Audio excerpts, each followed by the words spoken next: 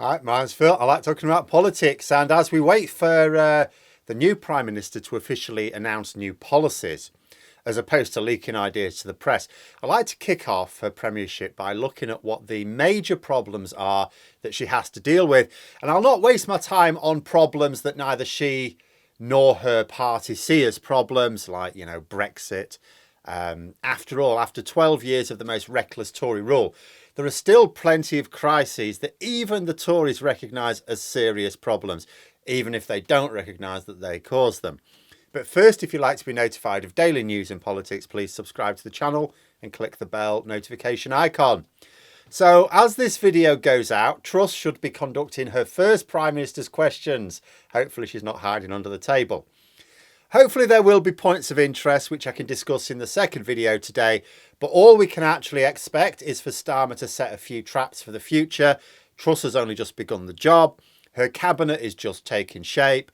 Policies haven't actually been announced. And the public will be willing to give her some time to come good. So what is it that she needs to come good on? Well, first, of course, will be the energy bills. We're starting to see announcements from Downing Street now.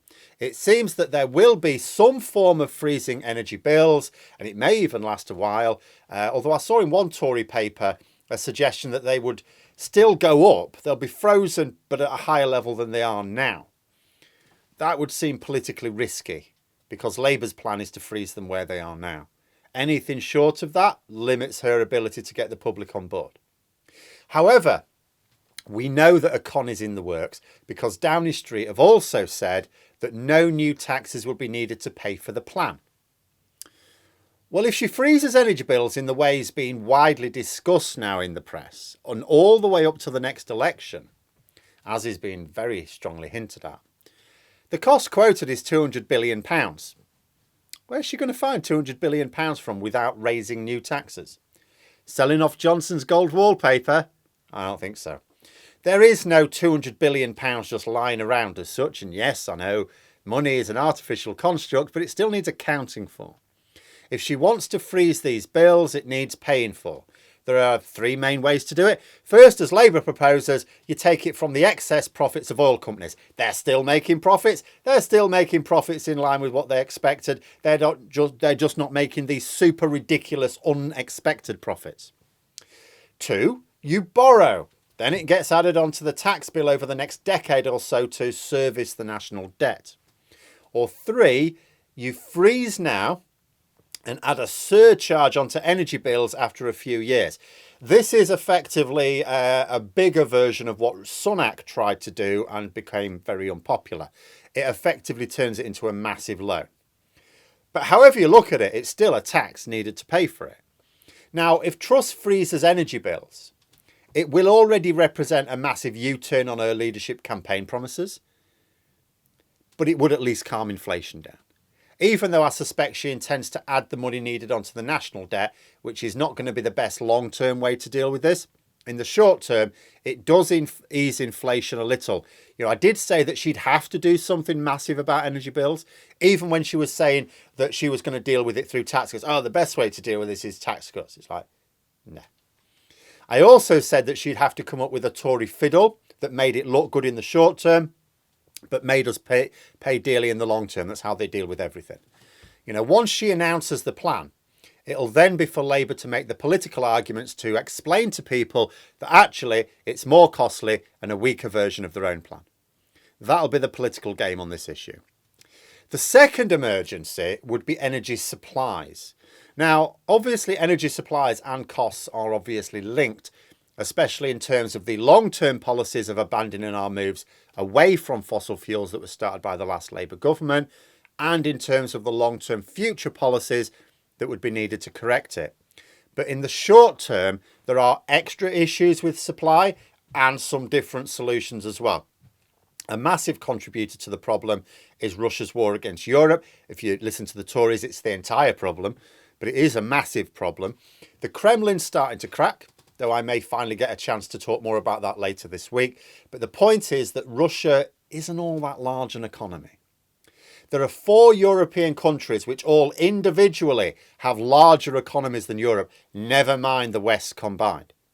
Russia's hopes always lay in the belief that the West would sacrifice Ukraine rather than suffer a drop in living standards. Now, the real test of this is still to come, because those dropping living standards is still really to hit. But if Europe especially holds firm, Putin will be defeated. He doesn't really have options left now.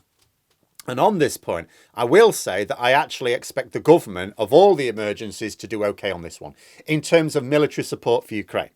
In terms of helping refugees, no. In terms of freezing the assets of the Russian oligarchs with links to Putin, that boat's already sailed. They didn't do that properly.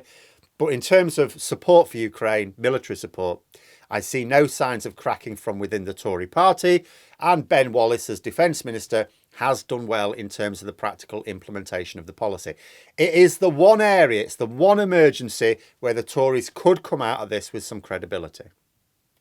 But facing down Russia quickly means your unity with Europe. This is not going to be helped by a trade war with the EU. Truss seems determined to trigger one. However, she may be banking on the House of Lords blocking her Northern Ireland Protocol bill. I fundamentally don't think she wants a trade war with the EU.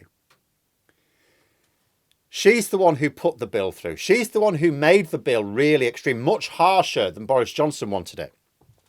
Maybe she thought, make it as extreme as possible so that the House of Lords would be forced to stop it. That being said, I expect Boris Johnson to try and help it through with his resignation honours list. Packs the Lords out with toadies, that increases the chances of the bill going through and Truss being forced to use the powers it gives. Messy, very messy. Truss has few realistic options here with the emergencies. Of all of them, this is the one that could really corner her. You know, because on the one hand, a trade war would absolutely finish her off. It doesn't matter how jingoistic the Tories get, we can't survive, and we can't survive very long at all if the trade and cooperation agreement would be suspended. But on the other hand, if the Northern Ireland Protocol bill is passed into law, and with relatively few amendments, although I think it will be heavily amended, she may have limited scope for delay in its use. The ERG will see it as endgame, and they may not be willing to wait much longer. In fact, they can't wait much longer because the countdown is on for the next election. So they may be very desperate to see it used before that election. I expect Truss to behave as badly as she thinks she can get away with without the EU suspending the trade and cooperation agreement. We may be seeing a mirror of the Russia-Ukraine situation, actually. You know, Putin thought he could get away with taking the whole of Ukraine because he thought that both the Ukrainian government and the West in general would lack the resolve to resist him. This was based on the fact the West had appeased him many times before. He just failed to recognise there was a tipping point somewhere. Same thing with Brexit, really. I keep saying that the way von der Leyen conducts matters gives the impression that the EU Commission is currently weak. For example, they're letting Poland and Hungary get away with trashing the political rules that all EU members signed up to when joining. Truss may imagine that she can get away with quite a bit without serious consequences herself. And doesn't matter what people think is the reality of that, only time will tell if she's right. Then there's the looming recession. Obviously, it has a major connection with Russia's war in Europe, but we were headed there before Putin launched his full-scale invasion. Again, despite what the Tories say. Truss says she's going to deliver growth. What she's going to deliver is a major recession. After 12 years of Tory stagnation, even when we come out of recession, we're still going to be stuck with low growth and high inflation. Ordinarily, it'd be easy for Truss to blame the recession on the previous administration. She'll probably blame Rishi Sunak rather than Boris Johnson because she has to pretend she's his best mate. However, she also said that she can avert it. So if she doesn't, she can expect people like me to remind her of the fact she said she could avert it. She won't be able to blame anyone then. Besides, the voters won't care which Tory caused the mess at the next election. They don't care whether it's Truss, Johnson, Sunak. It doesn't matter. All they care about is the fact it was a Tory in government that did it. One problem Truss has is she seems intent in continuing the general Tory policy of making very rich people even richer and the poor pay for it. The problem is, after 12 years of crushing the incomes of key workers for so long and always justifying it, somehow coming up with some justification for it, and then when they crushed them, so far they said, but it'll be a lot better if we could just leave the EU. We've left the EU and it's still no better, it's worse. She's now got to the point where there's no more room to keep doing it David Cameron had loads of leeway to do this because Labour left the economy in good shape. You know, Theresa May had a bit more. Boris Johnson took a bit more. Liz Truss, what's she got left?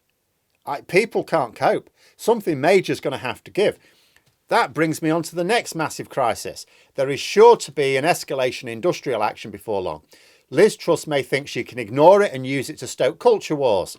She's going to need some more ammunition now that Priti Patel and Nadine Dorries are not on hand to cause outrage.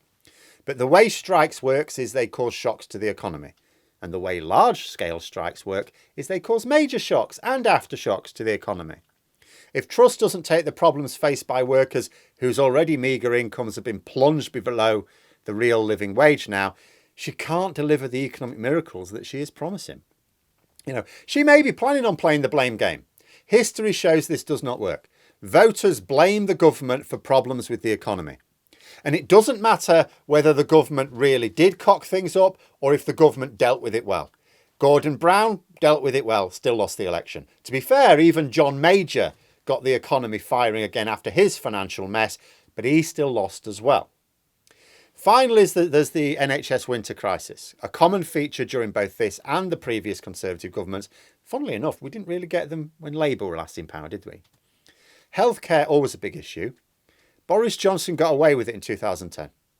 I still shake my head thinking about it. As we were gearing up for a December election, there were people on trolleys, in corridors, in hospitals because there were not enough beds. Not just one or two hospitals. It's widespread.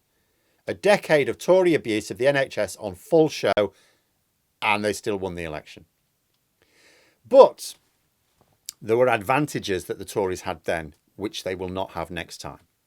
And Liz Truss will find it a lot harder to brazen her way through a savage winter for the NHS.